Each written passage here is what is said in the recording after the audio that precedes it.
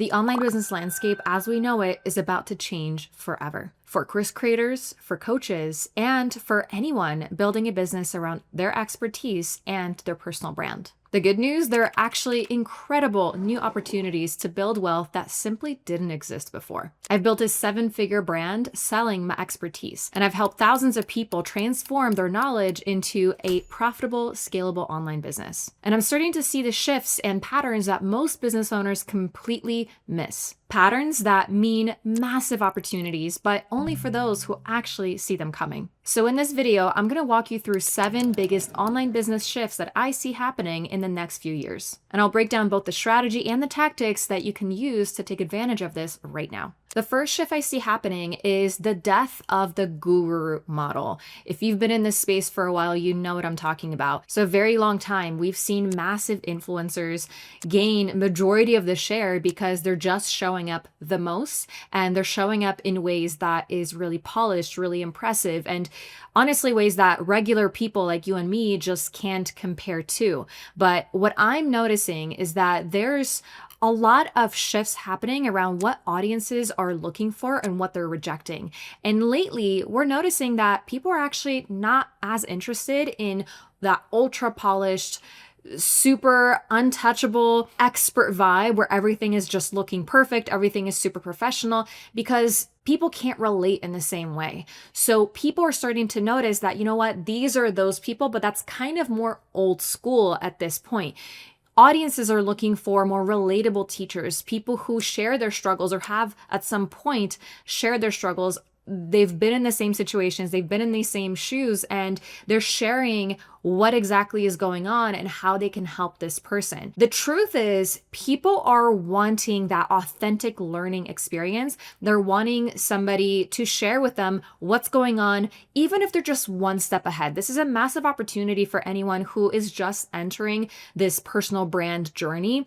You might think that you don't have as much knowledge as, say, Alex Hormozy, but if you're just one step further or maybe 2 steps further than your ideal customer, you have plenty to share. In fact, we're noticing that people love following content from people who are just showing like, hey, here's exactly what's going on for me as I'm building my business. People love to be a part of the experience. It really motivates them, and it gives them something that a guru, an expert can't really provide, because they're way more detached from the reality of that person is actually experiencing. So if you're wanting to maximize that and actually step into being this kind of anti-guru perspective in terms of your online presence, lead with vulnerability.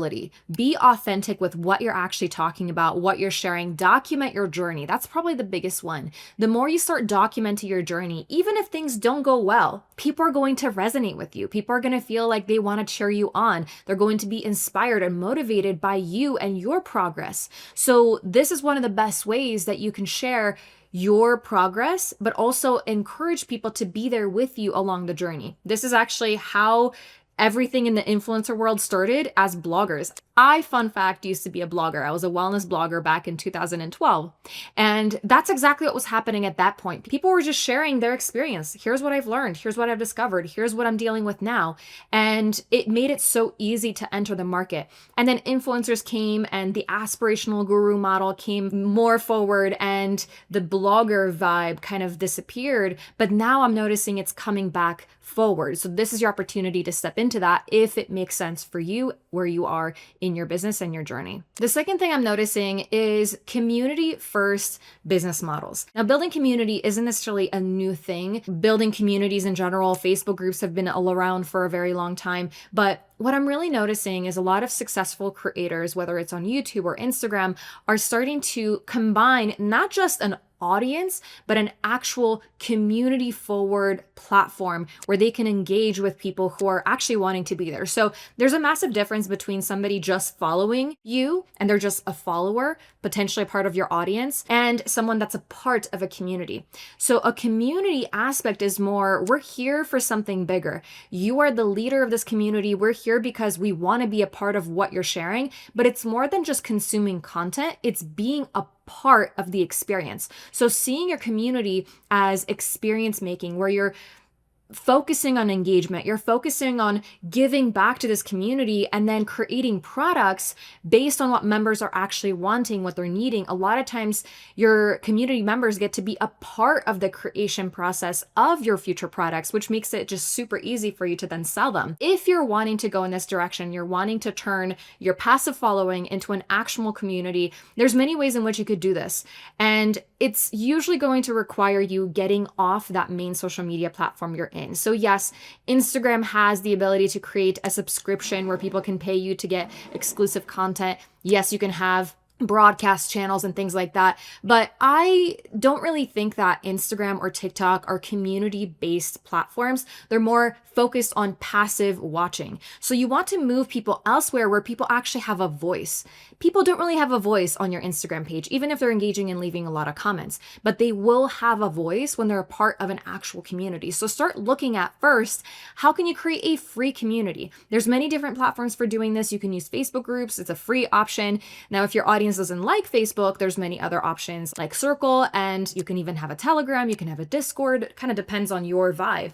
But start there. Start moving people down to this place where they actually can be a part of something, have a voice as it relates to this community that you're building around a specific topic, around whatever it is that you're teaching people or helping people with. Focus on listening to these people. Listen to their pain points, listen to what they're wanting, and then create solutions to those problems that people are actually asking for. And then the cool shift that you can do is you can then turn this free community into a paid community. So all the initial members that were in there are already locked in, they're grandfathered in at $0, which is pretty exciting. And any new members can then pay a small recurring fee. It could be as little as $1, it could be as little as $5. It doesn't necessarily have to be $100, but it gives you that opportunity for people to actually be there because they want to be there. And there's a lot of different things you can do in relation to incentivizing that engagement and stuff like that. But that is really where I see things going as people are noticing that there's more and more influencers, there's more and more online content creators, but the audience members don't really feel heard and they want to be a part of something bigger. The next shift I'm noticing, especially with people who are creating online courses and programs, is this rise of micro-learning formats. So for many years, I don't know if you've ever signed up for a program and maybe you would go into a module and then you see there's like a 2-hour session you have to watch and you're like, oh my gosh, how on earth am I going to find the time to watch this? And you're just overwhelmed with content. Now, on the one hand, people thought that that's what people want. People thought that the more content you give your students, the better it's going to be. They're going to feel like it was worth the price. But I'm really noticing a massive shift in the opposite direction. People want less, but more potent. So instead of adding in 2-hour sessions where you're talking about random stuff and you're going on tangents and you're hammering examples and you're like beating a dead horse a lot of times, focus on being more laser focused on what exactly do I want to communicate with my students.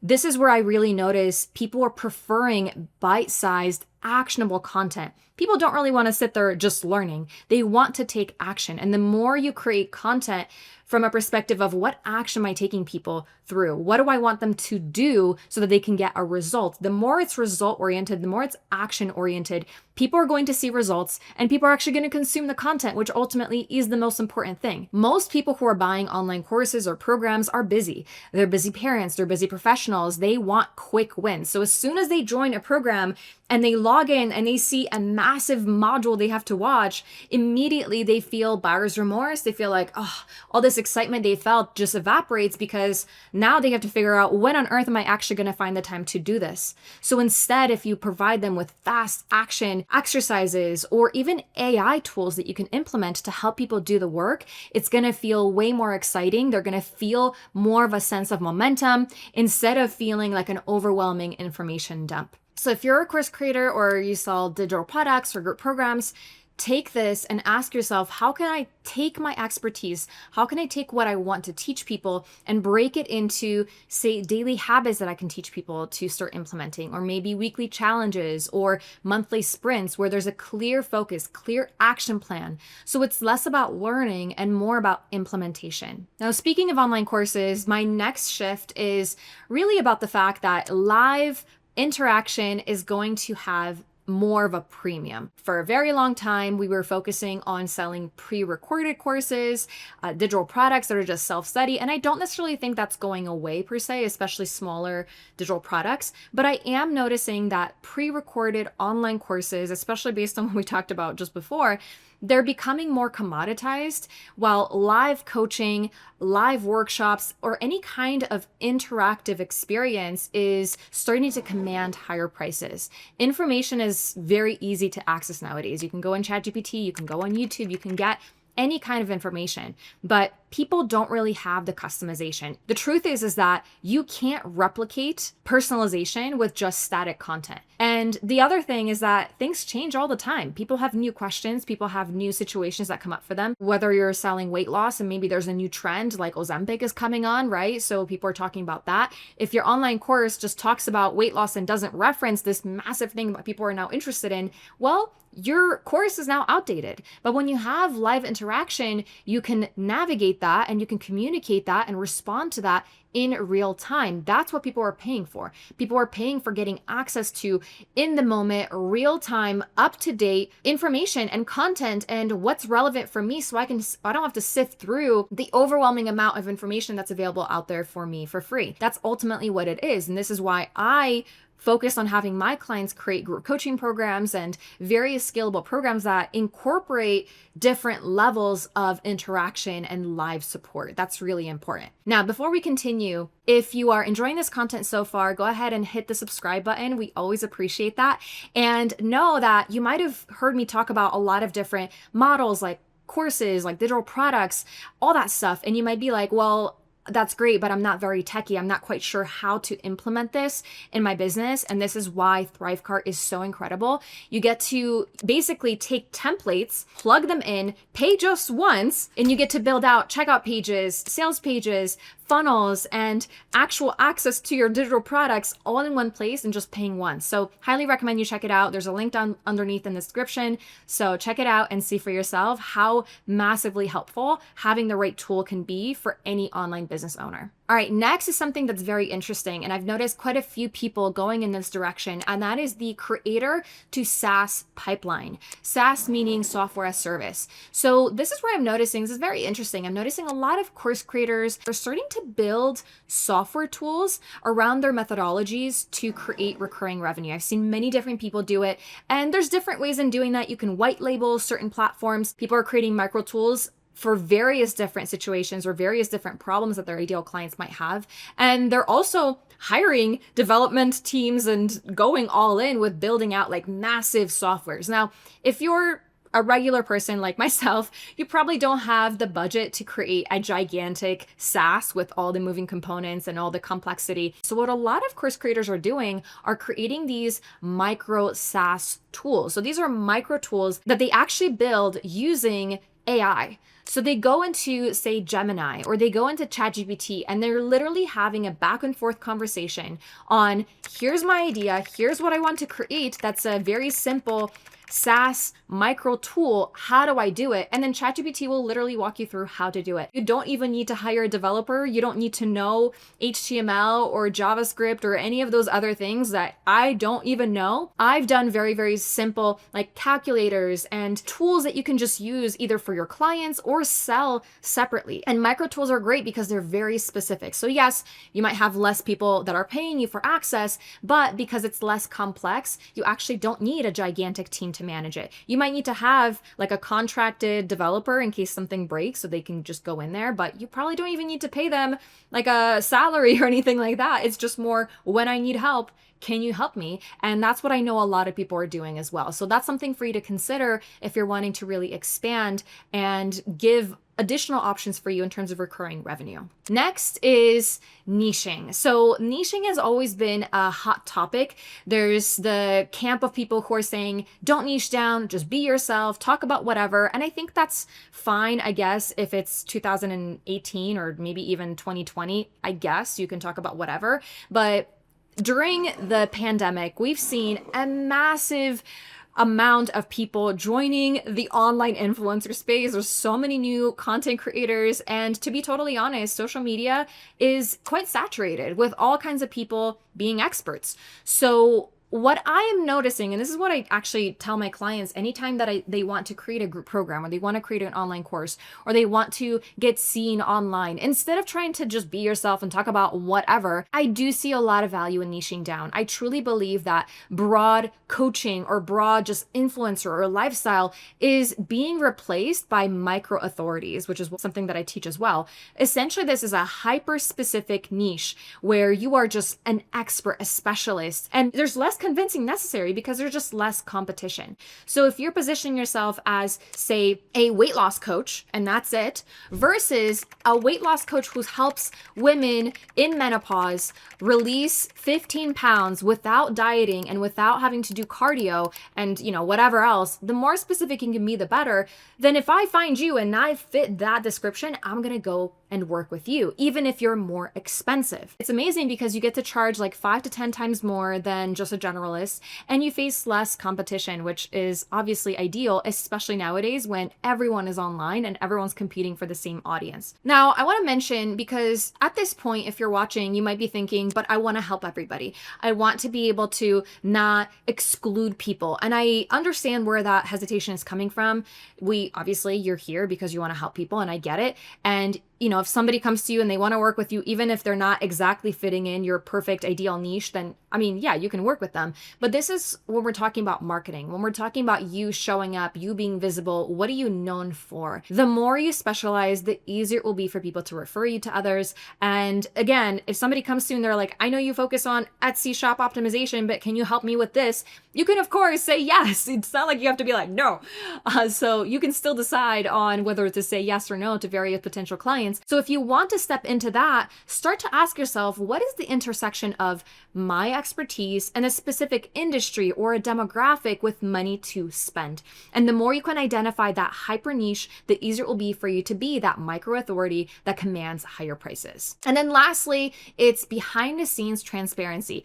I'm really loving this trend, and I'm noticing a lot of creators. It's kind of going back to the first thing I mentioned, but this is where creators, people who aren't necessarily just one step ahead of their ideal client, but maybe they are very successful, but they're actually sharing the reality of what's going on to build deeper audience connection. If you're a weight loss coach, you're talking about, here's what I faced when I was going through this situation. Here's what I'm trying now. Here's what, really walking people through the true behind the scenes, kind of treating yourself as an experiment in a sense, like you're your own guinea pig and you're testing different things and you're telling people the reality of the situation. The truth is, as to why this works, is that transparency is really winning. So people are wanting to build trust.